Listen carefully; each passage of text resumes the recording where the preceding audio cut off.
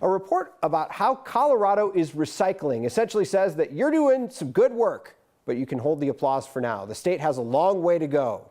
Anusha Roy has a look at the cost of not recycling properly and adds up to tens of millions of dollars. But there are solutions in the works. There's one line in this study from the group's EcoCycle and Colorado Public Interest Research Group that sums up where we stand.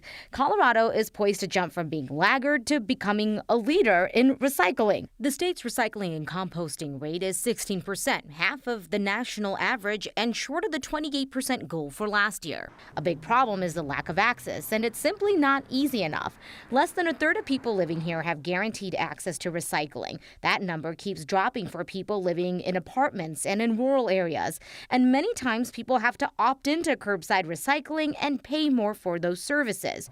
The study shows every year things that could have been recycled end up in landfills, things that could have been sold for more than $100 million. It includes jars, bottles, cans, and boxes, the same things businesses have been struggling to find because of supply chain issues.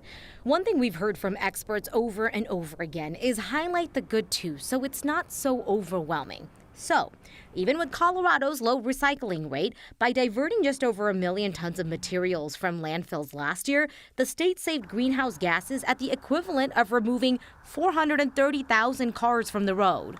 The study authors are thinking about the impact if more is done.